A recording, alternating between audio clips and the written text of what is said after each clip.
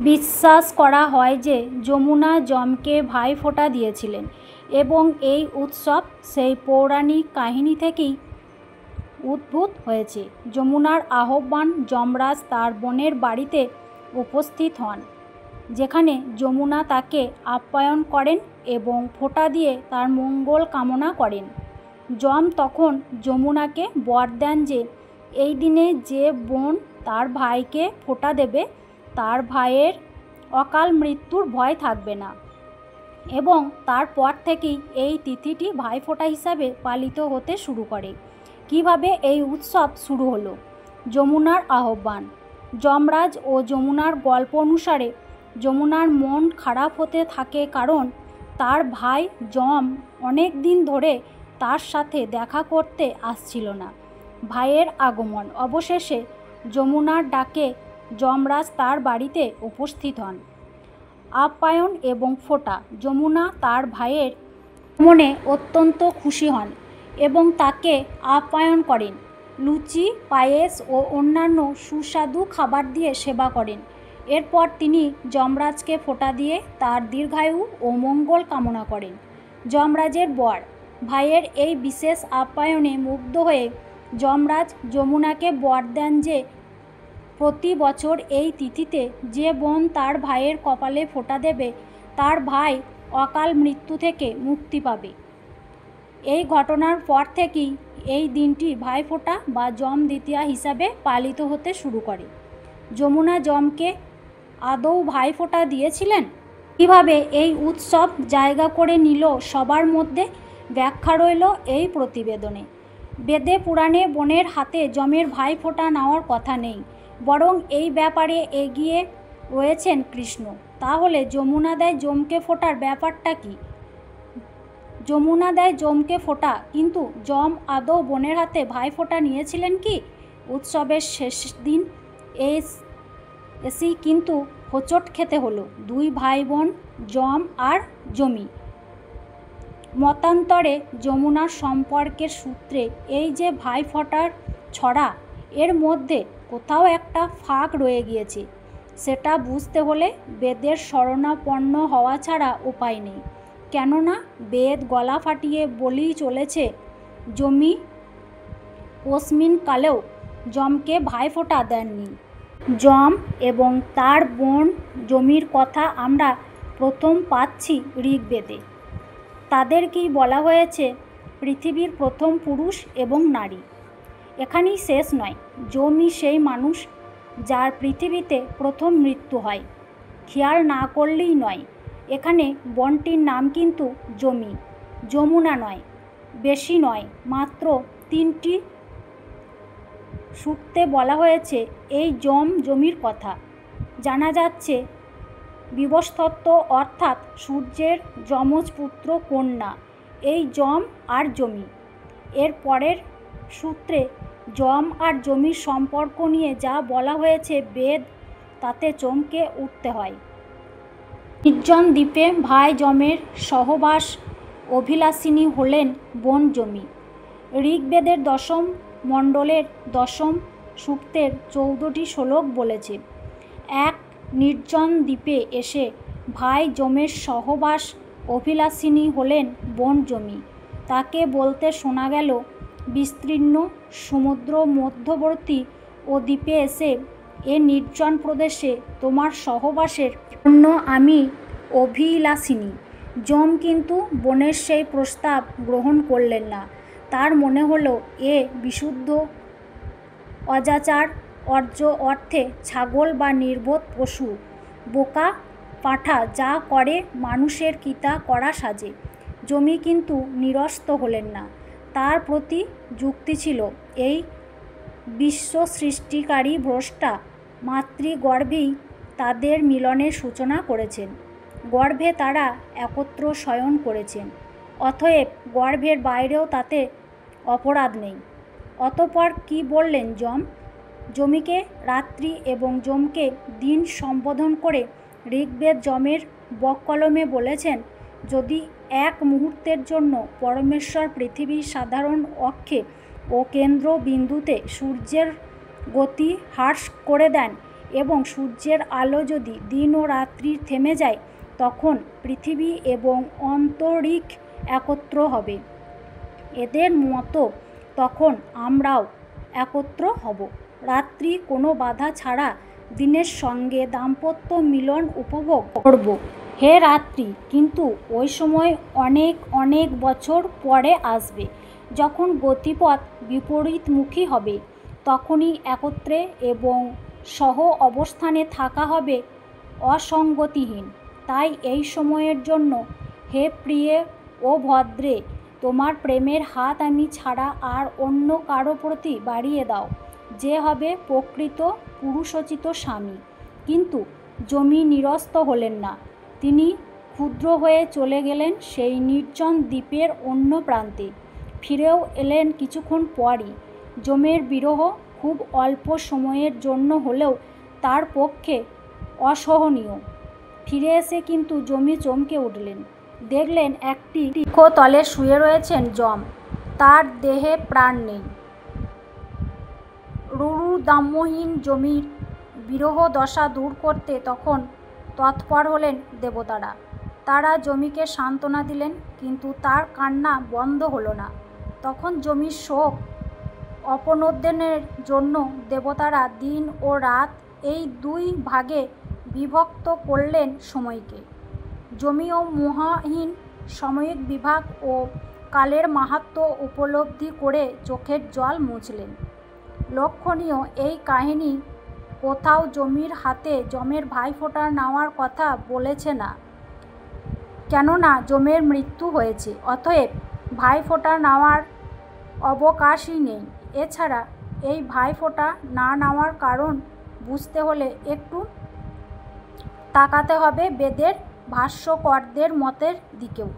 যেমন ব্যাকরণকে শ্রেণীবদ্ধ করেছিলেন যে পাণিনি, তিনি যম এবং জমি শব্দটির ব্যাখ্যা করেছেন দাম্পত্যর সূত্রে। তার মতে দাম্পত্য মিলনের উপযোগী পুরুষ বা স্বামীর বিশেষণ যম। বিপরীতে জমি একান্তভাবী স্ত্রী। বৈদিক শব্দকোষ পাণিনির এই ব্যাখ্যাকে সমর্থন করেছে। আবার শতপদ ব্রাহ্মণ, গোপদ ব্রাহ্মণ এবং তৈত্তিরীয় সংহিতা যম জমির অর্থ করেছে আগুন আর পৃথিবী। মহর্ষি যাক্স, যিনি বেদের ব্যাখ্যাকার রূপে সুপ্রসিদ্ধ, তার রয়েছে অন্য এক ব্যাখ্যা। বেদের সূক্ত যা যমকে দিন এবং জমিকে রাত্রি অভিধা দিয়েছে, তা অবলম্বন করে কি বলেছেন তিনি?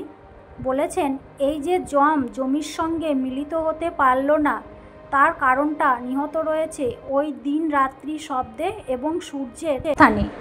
খেয়াল করলে দেখা যায় যম তো সেই কথাই বলেছেন জমিকে। যতক্ষণ সূর্য পৃথিবী এবং আপন কক্ষে ঘুরবে, ততক্ষণ দিন আর রাত্রে প্রভেদ থাকবেই, কিন্তু তারা মিলিত হবেই, সেটাও কেউ আটকাতে পারবে না। সেই সময়ে একান্তভাবেই ধ্বংস পর্ব, যখন পৃথিবীর চারপাশে গ্রহ নক্ষত্রের বিনাশ আর এক থাকবে না। এখানেও ভাইফোঁটা প্রসঙ্গ আসার সুযোগ নেই। জমির মুখচুম্বনে উদ্যত যম। মতান্তরে বজ্র সত্য ও দিকে।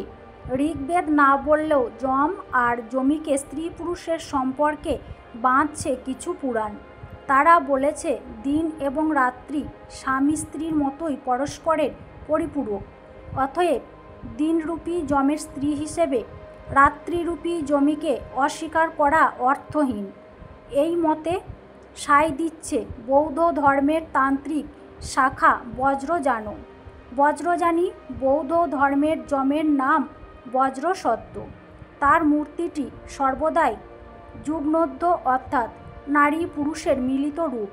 সেখানে আমরা দেখছি যম আর জমিকে আলিঙ্গনরত অবস্থায়।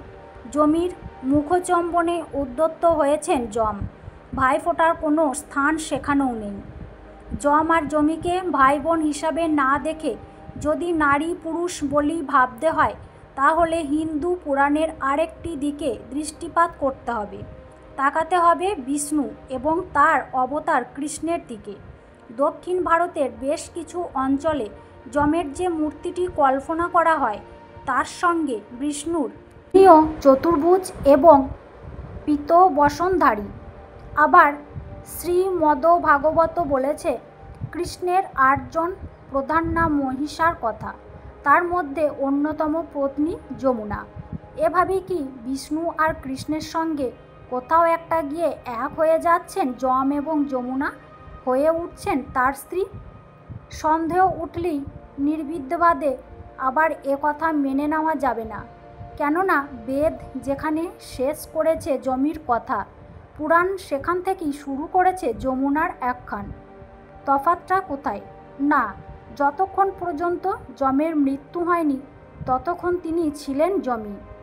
অতঃপর মৃত্যুর পরে দেবতাদের আশীর্বাদে যম হলেন প্রধান লোকপাল, নরকের রাজা।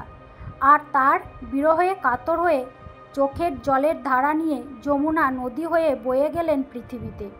তার বিবাহ হলো কৃষ্ণের সঙ্গে, মত্যন্তরে বলরামের সঙ্গে। কেমন যমুনার সেই বিবাহের কথা? পুরাণ বলেছে একদা যমুনা তটে এক উৎসব চলছিল যাদবদের। সেখানে অকুণ্ঠ মদ্যপান করে এবং কৌতুক ক্রিয়া শেষে ক্লান্ত ঘুমাক্ত হয়ে পড়লেন বলরাম। তিনি তখন শান্তি অপনদের জন্য ডাক দিলেন যমুনাকে। বললেন, হে যমুনে, তুমি আমার কাছে এসো, আমি তোমার জলধারা আলিঙ্গন করে তাপ জুড়াই। যমুনা অবশ্য বলরামের কথায় কান দেননি। একে তিনি নেশাগ্রস্ত, তার উপরে ঘুমাক্ত কলেবর, পরপুরুষেও বটে। সব মিলিয়ে বলরামের বাহুবন্ধনে যাওয়া তার অভিপ্রেত নয়, কিন্তু যমুনাকে আসতে হলো অনিচ্ছা সত্ত্বেও।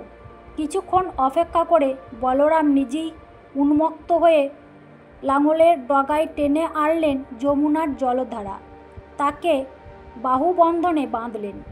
সেই থেকে তিনি বলরামের স্ত্রী। এই জায়গা থেকে আর জমি নয়, বনটিকে আমরা দেখব এবং চিনব যমুনা বলি। আর সেই বিবাহিতা যমুনার উপখ্যানে পাব ভাইফোঁটার প্রসঙ্গ, যা নিতান্ত লোককথা, যার কোনো বৈদিক বা পৌরাণিক ভিত্তি নেই। সেই কথা বলেছে যমুনার শোকের পর্ব সমাপ্ত হয়েছে। তিনি জানেন মৃত্যুর পরেও ভাই তার ধারণ করেছেন শরীর। যম এখন নরকের রাজা, ফলে তিনি আমন্ত্রণ পাঠালেন যমের কাছে তাকে দেখার জন্য। যম যে দিন এসেছিলেন যমুনার কাছে, সেই দিনটি ছিল এই কার্তিক মাসের শুক্লপক্ষের দ্বিতীয়া তিথি। ভাদ্রা এই দ্বিতীয়া তিথিতে এলেন বলেই তার ভাতৃদ্বিতীয়া। যমকে দেখে তখন যমুনা কি করলেন? না, স্বাগত জানাবার জন্য তার কপালে পরিয়ে দিলেন টিকা, তাকে খেতে দিলেন নানা সুস্বাদু মিষ্টান্ন। তৃপ্ত যম কথা দিলেন, যমুনার দেখাদেখি যে নারী এই ব্রত করবে তার ভাইয়ের আয়ু বৃদ্ধি পাবে। যমের মতো সে অকালে বনকে ছেড়ে চলে যাবে না। এভাবে ঋগ্বেদের আখ্যানকে লোকাচারে বাঁধল লোককথা। উড়িষ্যি পটচিত্রে জগন্নাথ, বলরাম, সুভদ্রা। ফের হোঁচট খেতে হয়। ভাইকে স্বাগত জানাবার এই এক প্রথার কথা শোনা যায় কৃষ্ণ আর সুভদ্রার উপাখ্যানেও। সেই কাহিনী বলে ধনত্রয়োদশীর পরের দিন চতুর্দশী তিথিতে নরকাসুরকে বধ করলেন কৃষ্ণ। তারপর প্রাগ জ্যোতিষপুর থেকে দ্বারকায় ফিরে এলেন দ্বিতীয়া তিথিতে। কৃষ্ণকে দেখে সুভদ্রার উচ্ছ্বাস বাধা মানল না। তিনি বরাবরই কৃষ্ণের আদরের বোন। এই কয়েকদিন তিনি দাদাকে দেখতে পাননি। তার উপর আবার খবর পেয়েছেন সুভদ্রা নরকাসুরকে অস্ত্রের আঘাতে আহত করেছেন কৃষ্ণ। অতএব দ্বারকা পৌঁছাতেই কৃষ্ণকে তিনি বসালেন আসনে, তার কপালে পরিয়ে দিলেন বিজয় তিলক এবং মুখ মিষ্টি করালেন। সেই প্রথায় স্বীকৃত হল ভাতৃদ্বিতীয়া বা ভাইফোঁটা নামে। বলাই বাহুল্য, এও লৌকিক উপাখ্যান, এরও কোনো পুরাণগত ভিত্তি নেই। কিন্তু সেই সব ছড়িয়ে আশ্চর্য ব্যাপারটা রয়েছে অন্যত্র। যম আর জমি কতটা ভাই বোন সে নিয়ে আমাদের দ্বন্দ্ব ঘুচছে না। কৃষ্ণ সুভদ্রার বেলায় আমাদের সে সন্দেহ নেই। তারপরেও কেন ভাইফোঁটার ছড়ায় জায়গা পাচ্ছেন যম আর যমুনায়? কৃষ্ণ আর সুভদ্রা নয় কেন? ভারতের সবচেয়ে পবিত্র মন্দিরগুলোর একটিতে নীলাচলক্ষেত্রে দাদা কৃষ্ণ বলরামের সঙ্গেই অবস্থান করেছেন সুভদ্রা। আবার ভগবত মহাভারত ধরলে তিনি জীবনের অধিকাংশ সময়টা কাটিয়েছেন দাদাদের সঙ্গে দ্বারকায়। অর্জুনের সঙ্গে স্বামীগৃহে গিয়েছিলেন মাত্র একবার। এত কিছুর পরেও তাদের ছড়িয়ে কেন অগ্রাধিকার পেলেন যম যমুনা? সে কথায় আসার আগে একটা হিসেব সেরে নিতে হবে। যমুনা কুট কচালি বলেছে ভাইফোঁটাকে দেখা যেতে পারে সূর্য সংক্রান্ত উৎসবের প্রেক্ষিতেও। এই যে চন্দনের ফোঁটা দেওয়া, সে আদিতে সূর্যের রূপক। অবাঙালিরা যে রলির তিলক আঁকেন তার লাল রঙে নিহত রয়েছে সূর্যের তেজ। ধান দুর্বা বা চালের অনুষঙ্গেও ফিরে আসছে সূর্যের দেওয়া জীবনের আশ্বাস। সূর্যকিরণে পরিপুষ্ট হয় শস্য, সেই শস্য জীবন ধারণ করে মানুষ। এইভাবে যম বা মৃত্যুকে ঠেকিয়ে রাখা। কেননা যে ঋতুতে এই উৎসব সেই হেমন্তের পরেই আসবে প্রবল শীত। তখন তাপমাত্রা কম্পাঙ্কের নিচে নামবে। শৈত্য মৃত্যু হবে কিছু মানুষের। সেই শৈত্য থেকে এইভাবে প্রিয়জনকে দূরে রাখা। তাছাড়া এই কার্তিকের মাপা সময়েই সূর্যের দক্ষিণায়ন ঘটে। উত্তর দিকের অয়নান্তর রেখা বা কর্কট সংক্রান্তি রেখা থেকে এই সময়ে সূর্য ক্রমশ দক্ষিণে সরে যায়।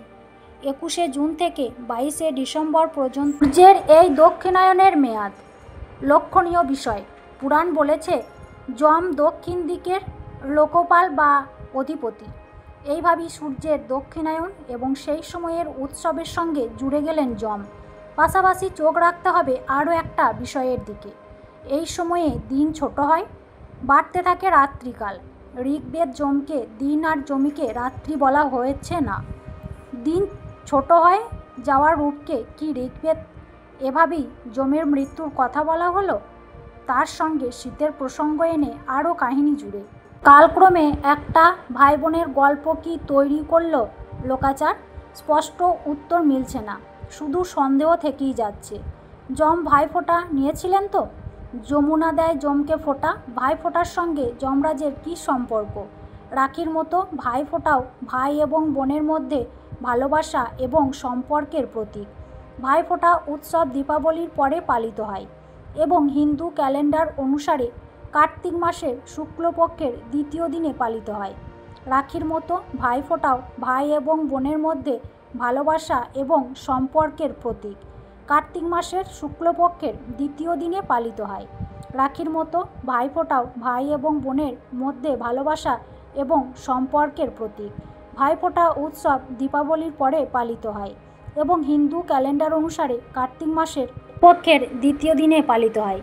এটি বিভিন্ন অঞ্চলে বিভিন্ন নামে পরিচিত, যেমন ভাই দুজ, ভাইটিকা, যম দ্বিতীয়া এবং ভাই দ্বিতীয়া।